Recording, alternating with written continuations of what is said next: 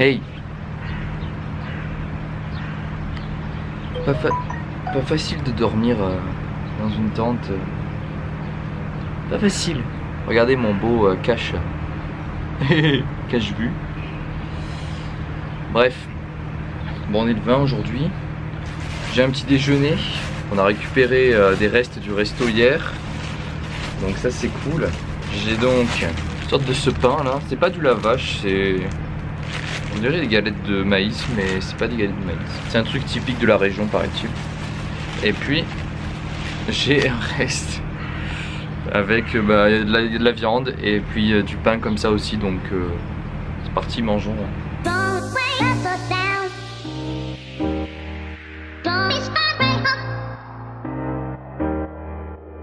Hier, j'étais dans le métro. On a pris le métro pour aller dans le parc. Il y avait une fille qui était... avant que le métro arrive, elle nous dit, elle vient vers nous et puis elle nous dit attention, faites attention à vos affaires. Et puis bon, moi j'avais mon gros sac, donc la personne qui part avec mon gros sac, ça se voit direct. De toute façon, il est tellement lourd à soulever que ça doit faire un choc la première fois. Et puis je la revois et puis elle me dit ah, et tu viens d'où? Je fais bah je viens de France. Ah, et comment tu trouves l'Iran alors? Moi je suis hyper content, les Iraniens sont adorables, enfin on m'en avait parlé un petit peu, mais c'est vrai qu'en France il n'y a pas du tout cette image là. Et je trouve ça dommage et tout. Puis elle me dit oui, je suis d'accord, c'est dommage qu'on ait une mauvaise image à cause des médias, tout ça. Mais je suis contente que toi t'aimes bien l'Iran, tout ça. Je fais bah ouais, y a pas de souci. Puis moi de toute façon, je le partagerai en vidéo, hein, tout ce que je pense, je le dis en vidéo et il n'y a vraiment aucun souci à se faire quoi. Même pour ceux qui ont peur de venir en Iran parce qu'ils se disent ouais mais si je vais en Iran, je pourrais pas aller aux États-Unis. En fait ce qu'ils ont fait, c'est que les gens sont pas au courant. Les gens parlent mais ne sont pas au courant. Mais moi je le sais parce que justement je suis dans le pays. En fait quand j'ai fait ma demande de visa, vous avez vu, j'avais eu un papier. Et en fait c'est ce papier qui est tamponné, c'est pas sur mon passeport. Et je pense que c'est fait exprès pour pas avoir de problème avec les États-Unis. Si vous allez aux États-Unis, ils ne verront pas que vous êtes allé en Iran. Bon après à moins qu'ils vous posent cette question là et que vous dites oui j'y suis allé. Mais bon, même si vous y allez en tant que Français, Française, je pense qu'il n'y a pas tant de soucis que ça en fait. C'est juste que voilà, vous allez en tant que touriste et puis basta quoi. Donc voilà, je suis avec Erfan qui est ici et on est en train de visiter la mosquée bleue, donc qui est juste là et que vous voyez en vidéo. C'est assez impressionnant. En gros ça a été construit il y a 600 ans et il y a 200 ans il y a eu un séisme du coup, qui a détruit une bonne partie de la mosquée, mais cette partie bleue là que vous voyez, la façade, a été conservée et c'est un architecte qui a reconstruit toute la... Enfin qui a fait les plans pour reconstruire la mosquée telle qu'on la voit maintenant.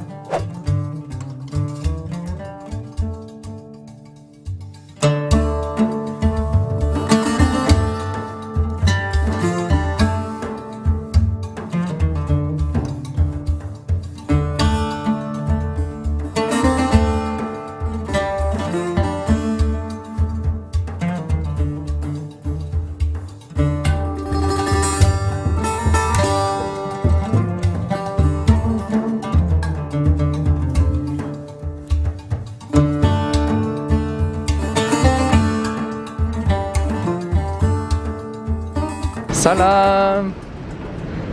Welcome. Salam. City please. Welcome. Thank you. Thank you very much. Imagine in his house like that.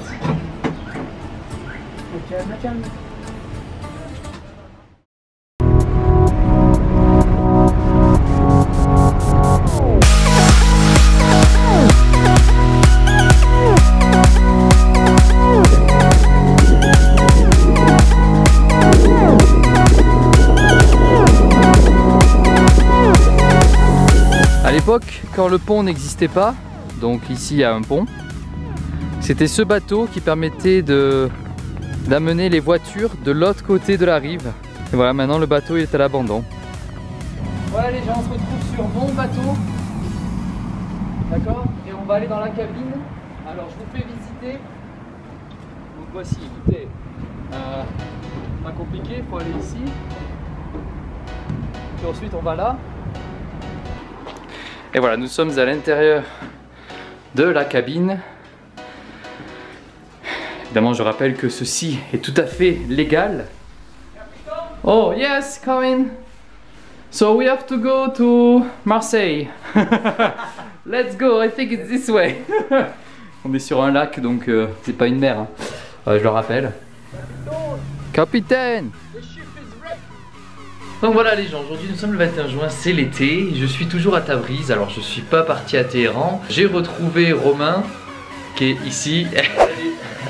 Voilà, que vous avez déjà vu à Trabzon en Turquie. On s'était retrouvé à Batumi en Géorgie. Bon, j'avais pas filmé. Bah, ça va être le jour où je vais me faire couper les cheveux, mais quasiment tout rasé. Parce qu'il y en a marre, il y a trop de cheveux. C'est relou. Et puis là, il y a plus de cheveux ici. Il y a trop de cheveux là. Voilà. Donc, je vais me faire couper les cheveux, puis je vais vous montrer ça.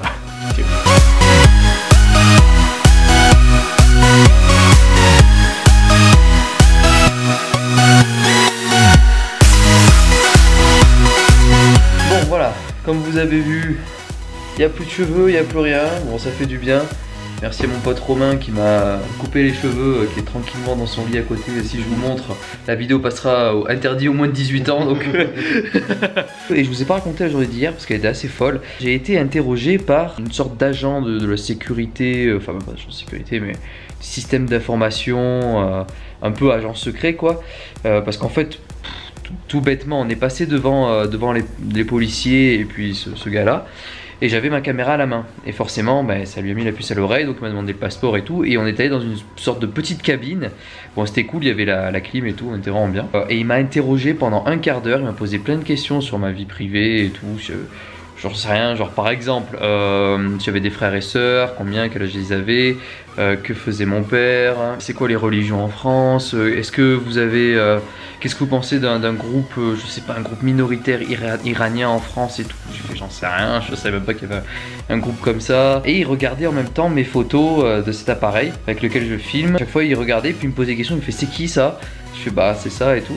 Bon, heureusement il y avait mon pote iranien, enfin un gars que j'ai rencontré dans la rue avec deux personnes de Singapour. Et du coup il était là pour traduire parce que le gars ne parlait pas un mot anglais. Le gars avait un petit peu le sourire, donc je me suis dit bon bah, normalement il n'y a pas de souci. Puis il m'a posé plein de questions, à mon avis il devait un peu s'ennuyer. Et puis voir un touriste ici c'est quand même assez rare, donc c'est pour ça qu'il m'a posé plein de questions. Mais voilà, c'est mon premier contrôle et bon de toute façon j'avais rien à cacher, je pouvais dire tout ce que je voulais parce que j'avais vraiment rien à cacher. Mais voilà, donc normalement le 22 juin j'arrive à Téhéran si tout va bien et pour faire le visa chinois.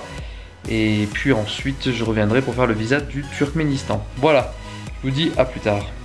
Voilà, ça c'est Romain qui range ses affaires, qui met ça sur son vélo. C'est toute une organisation. Voilà, attention, c'est parti à 7h30, il est 9h15. Voilà, et mon sac il est là, il est prêt. Bon c'est pareil, moi aussi je passe du temps.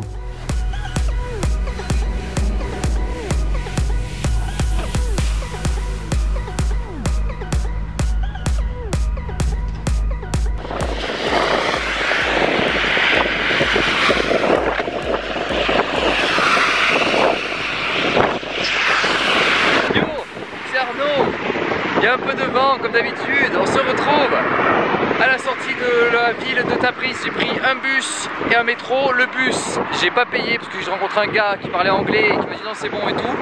Et je crois que le gars de la sécurité m'a dit c'est bon tu peux rentrer. Et le métro, vous savez combien j'ai payé? J'ai payé 10 000 riyals, soit 7 centimes d'euros. 7 centimes. C'est incroyable. Et donc, ça c'est l'autoroute qui va vers Zanjan et vers Téhéran. Donc il y a 6h45 de route jusqu'à Téhéran, c'est assez loin, Il y a peut-être 600 km sûrement. Donc on va tenter avec les panneaux que j'ai. Donc je vous montre. Voilà, ça veut dire Téhéran en persan. Et ça je vais le garder assez longtemps, ça veut dire no taxi. Genre je veux pas de taxi s'il vous plaît, arrêtez avec vos taxis. On va tenter d'aller à Téhéran aujourd'hui, normalement c'est faisable, voilà. Alors les gens, Bon, je vous explique. J'ai été pris par 3 personnes depuis Tabriz. Alors, bon, il y a 2 personnes qui m'ont amené à des distances assez courtes. Et le 3e m'a amené jusqu'à une ville qui s'appelle Miané, je crois. Et bon, il était super sympa, on a discuté de plein de choses et tout. Le mec était super ouvert, c'était un ingénieur dans le civil. Et il était super sympa. Là je suis actuellement dans un camion qui m'a pris. Bon, j'ai galéré un petit peu pour me faire prendre parce que les gens ils comprennent pas ici autostop. Donc soit ils demandent de l'argent, soit ils s'arrêtent pas. Donc c'est pas toujours facile honnêtement. J'espère arriver à Téhéran ce soir, je pense que c'est faisable, mais je vais devoir vraiment insister quand je serai arrivé à Zanjan. Donc là ce camion va m'amener à Zanjan. Je suis dans un camion que je ne connaissais pas, mais un pote à moi m'en a parlé. C'est un camion Mack, donc comme vous le voyez, genre c'est un camion américain.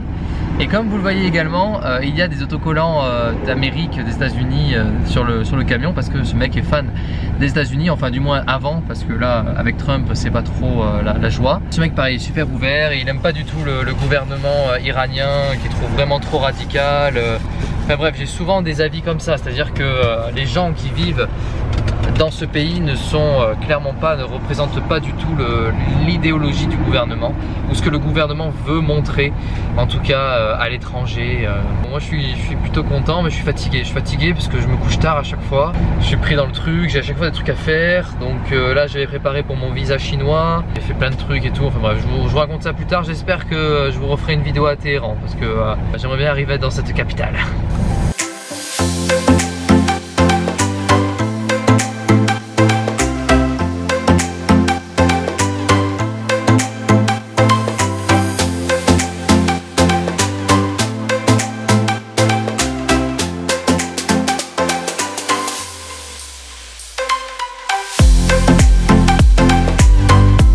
Salut les gens, alors je vous donne un petit peu des news parce que ça fait un petit moment. Je vous avoue que hier j'ai pas du tout eu le temps, tout s'est enchaîné et aujourd'hui aussi. Enfin bref, c'est des journées qui sont complètement épuisantes mais passionnantes à la fois. Et hier je voulais revenir un petit peu sur le camion qui m'a pris en stop. Le gars était super sympa, franchement il m'a raconté tellement de choses sur son pays, il savait tellement de choses sur la France. Genre il me parlait de l'histoire de France avec Napoléon Bonaparte et tout.